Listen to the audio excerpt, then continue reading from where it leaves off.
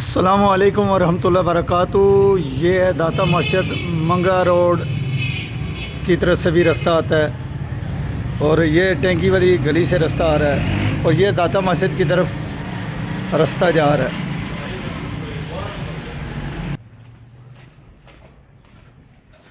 यहाँ पे अभी मैं आपको एक 6 मरले का प्लाट दिखाऊंगा। ये गली है, यहाँ से गाड़ी आती है, लेकिन ये प्लाट की तरह मैं आपको बताता हूँ।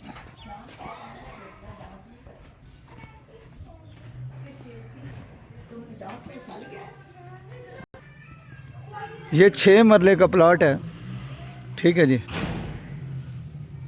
और इधर 2.5 मरले जगह है और टोटल 6 मरले का प्लाट है।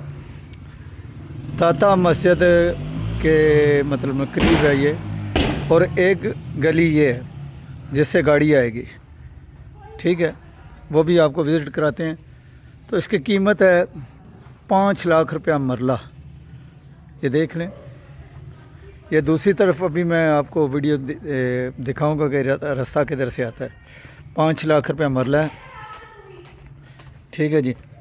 तो 033358444945 नमाज़ पढ़ें, कुरान पढ़ें, नबी पाक सल्लल्लाहु अलैहि वसल्लम पे दरूद पढ़ें और कसरत से रब ताला का ज़िक्र करें। अल्लाह ताला हमें अमल की तौफीक अता फ़रमाए। ये गली है, छोटी गाड़ी आ सकती है, ठीक है जी। और ये देख लें,